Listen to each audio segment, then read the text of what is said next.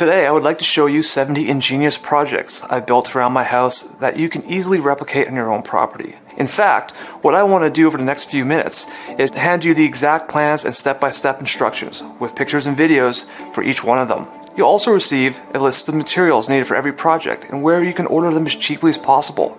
Projects like the scalable rainwater catchment system that automatically filters water, a simple stove adjustment that gives you free hot water at the faucet, and an off-grid shower you can connect to it. Then there's the smokeless smokehouse that preserves meat and cheese as you cook your everyday meals, a portable hydro generator, the DIY no-grid air conditioning, a little project for making pure water with thin air, a PVC hand pump for take advantage of water beneath your property, the high-yield raised beds that you can build in under an hour, an inexpensive solar panel setup that can power a regular fridge 24/7, a TV, and a laptop at the same time as well, and the battery bank to store any surplus energy for other appliances.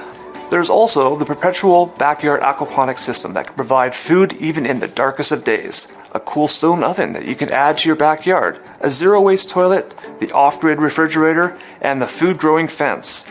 Just to name a few of the over 70 backyard projects I've built myself and that you can take advantage of today. I'm also going to share with you some very important home projects that every person should know to be safe and be able to protect his or her own family in times of economic crisis, long-term blackouts, riots, hyperinflation, hurricanes, or other unforeseen events that may come our way. I am talking about the only 5 long-lasting survival superfoods that you really need to know. How to set up automated traps for small game animals, birds, and garden pests. How to make and set up a tripwire alarms on your property against looters who may want to rob you while you're asleep. How to operate a ham radio during an emergency.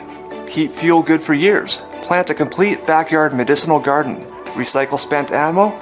Or how to build an untraceable ghost gun that no one will ever confiscate because it doesn't exist or appear in any records.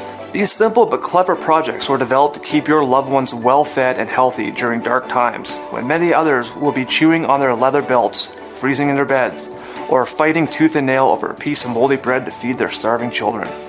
But the most important thing about these projects is that they make you independent and self-sufficient on your own property. You don't want to have to depend on the power companies, supermarkets, or anyone else.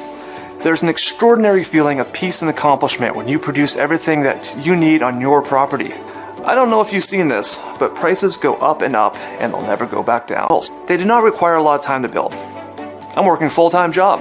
I have a family to spend time with, so you can make these projects in your spare time too. When you start a project and focus on it, the stress that has built up in your life begins to fade away. A lot of people turn it into a hobby, and they often involve their family too. It can be a fun weekend activity. It doesn't matter if you're a woman or a man, young or old. It's never too late or too soon to start being more self-sufficient or being more prepared. There is also not a lot of physical work involved in most of these projects, as we will work smarter, not harder. Hi, my name is Michael Major, and I am a 40-year-old father of 2.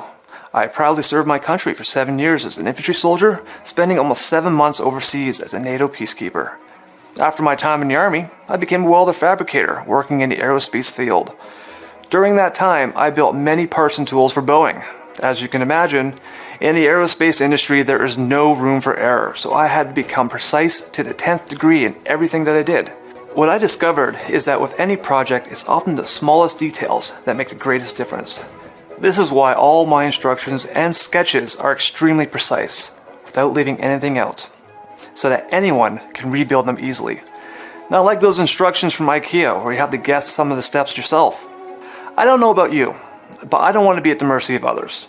I want to be able to protect myself, my wife, and my 2 boys, no matter what is happening around us. And I want to be able to do this safely at home, because in a collapsed world, once you leave your home, you're at the mercy of others. This is what happened to many people in the aftermath of Hurricane Katrina. The storm lasted just a day, but the real survival had just started. People were locked in the Superdome without being allowed to leave for days. There was no water, no food, and limited electricity. Dead people were lying on the floor. Hopeless mothers were forced to watch their babies starve and dehydrate in their arms without being able to help them. Regular people like you and me were bullied, and looters just took what they could. Imagine having a big bucket of MREs or any food if you're in a place like this. How long till someone grabbed it? Gangs were formed, and you could hear the screams of girls being raped at night. Many of these gangs wandered the concourse, stealing food and attacking anyone who stood up to them. But it was the seniors who were most vulnerable and the most preyed upon. Many people left important things like medication, water, and food reserves at home, expecting the government to provide, and when that didn't happen, they tried to get back home but weren't allowed to. One night, a National Guardsman got jumped. His attacker hit him with a metal rod taken from a cot. A violent free-for-all riot seemed sure to break out with the next bit of bad news. Fortunately, the things stopped there. The situation only lasted 5 days before the Superdome was evacuated. But what do you think would have happened if this went on for weeks or months? Or if it had been a countrywide event involving millions of people, not just a few thousand?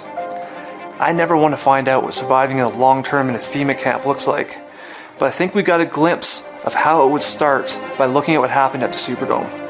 Some people like to joke calling them FEMA concentration camps, but I don't think they're far from the truth. If you doubt that such a collapse can happen, I have personally seen the aftermath of a country torn apart and thrust into chaos while the rest of the world carried on normally. I was a peacekeeper in Bosnia, and I've seen firsthand what a post-collapse society looks like. What I realized is that instead of leaving my home and risking my family's lives, most of the time it's simply better to be able to produce everything you need at home, from electricity to food and water. The last thing you want during dark times is to find yourself depending on others for basic needs. If an electromagnetic pulse were to hit America, it would leave us in darkness, destroying everything that uses even the slightest amount of electricity. From refrigerators, mobile phones, computers, generators, ATMs, nuclear power plants, and the whole grid. Cars and trucks will come to a standstill as the pulse fries their circuits that are used to start the engine. When these stop, that is when the real problem starts. Walmart has only 3 days worth of supplies. That will probably run out in hours. They will never be restocked. The Congressional EMP Commission has warned many times that 9 out of 10 Americans could die from starvation and societal collapse from a nationwide blackout lasting only 1 year. They estimate the best case scenario power could be restored at a decent level in 2 years if every other country in the world helped produce the big transformers that get destroyed by the EMP. It's like something out of a horror movie, only it'll be real and on your doorstep. What are you going to do when the food runs out? Decent people will turn into ruthless looters, stealing any food they can and hurting anyone who gets between them and their next meal. The zombies you see in the movies will actually exist. There'll be the millions of abnormally thin and weak, starving people begging for food. Diseases that are rare and easily treated today will spread like wildfire as corpses pile up in the streets and antibiotics vanish off the shelves. An EMP is one of the worst crises I can imagine, and the only way you can survive this kind of countrywide collapse is by becoming self-sufficient on your own property without advertising it